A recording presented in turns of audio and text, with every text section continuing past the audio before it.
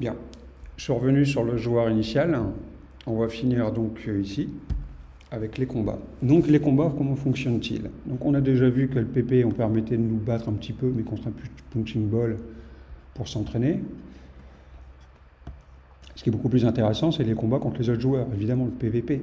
Et donc le PVP dans Grolm, ça fonctionne par l'intermédiaire de tournois dans lesquels vous allez devoir vous inscrire et inscrire une team complète, la préparer.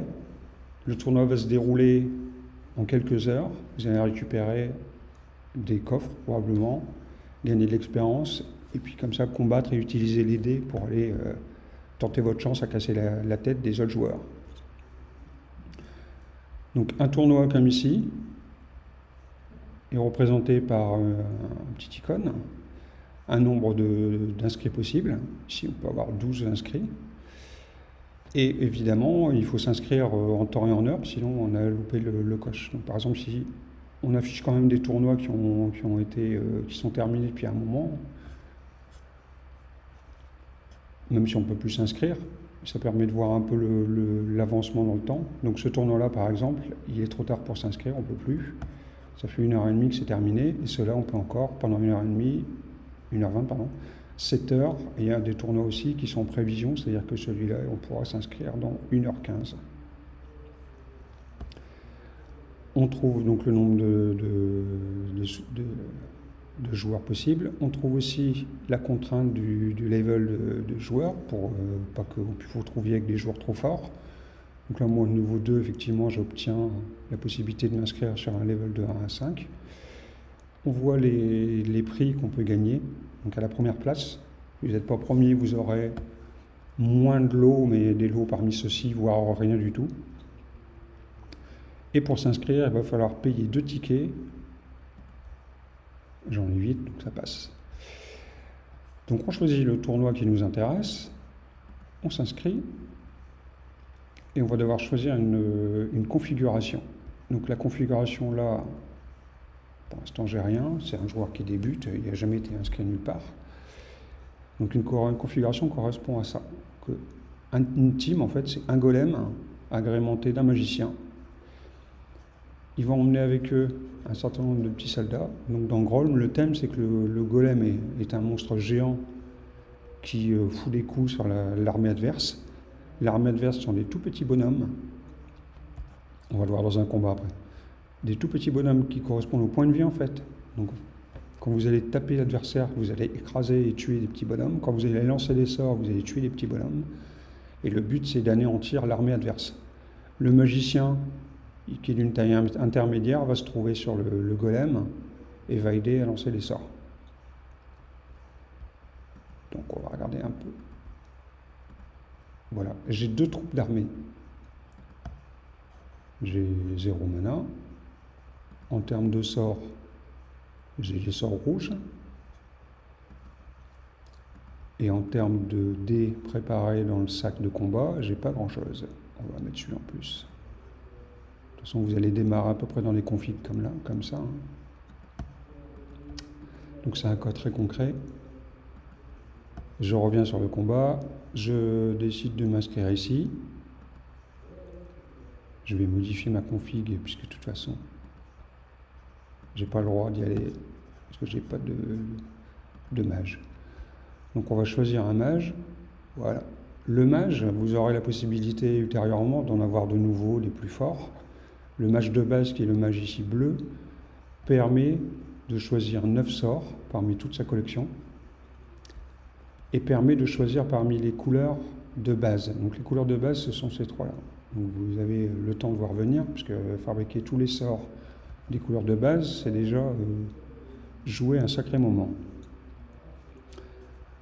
Donc on va sélectionner les sorts. Par exemple, Flamme, j'en ai 2 exemplaires, je l'emmène. Flaming Strike, je l'emmène. Et Burn, je l'emmène. Allez, on va dire que je prends 2 unités de chaque. Et donc là, ma configuration, pour l'instant, je la prépare pour que mon magicien lance ces 3 sorts. Donc j'ai évidemment étudié les effets pour voir si ça se combote bien entre eux. J'ai compris les différences entre les sorts statiques dynamiques, on verra plus tard. Et j'ai choisi que la configuration, dans l'idéal, devait emmener 2 unités de ce sort-là, 2 unités de ce sort-là et 2 de celui-ci. C'est-à-dire que dans mon tournoi, dans un combat d'un tournoi, je ne pourrais maximum consommer que 2 unités de chaque. Une fois que par exemple que c'est flamme, j'ai utilisé les 2 unités, je ne pourrai plus le lancer. Donc il va falloir peut-être choisir plus pour tenir tout un combat complet. Et là je les ai en rouge, pourquoi? Parce que mon domaine ne possède pas ces unités, il ne possède que 2 unités. Il n'en possède pas 5. Ça ne m'empêche pas de sauvegarder ma configuration. Et donc d'avoir le sort ici, qui demande 5 unités, mais j'y arrive pas pour le moment à avoir tous les sorts demandés. On verra qu'on a une phase de craft possible avant que le tournoi démarre. Donc je choisis les sorts de mon magicien. Je choisis les dés qui vont me permettre de lancer les sorts. Donc imaginons que je prenne ça, comme ça, voilà. Donc comme on l'a vu tout à l'heure, il y a des sorts qui sont physiques, c'est-à-dire le golem qui frappe, qui est déclenché par les têtes de mort pures. Donc là, lui, le golem, il va frapper de temps en temps quand je ferai des têtes de mort. Le bois qui va tomber ici pendant les combats, ça ne va pas servir à grand chose pour frapper. Et la mana rouge va servir pour provoquer le lancement de mes sorts.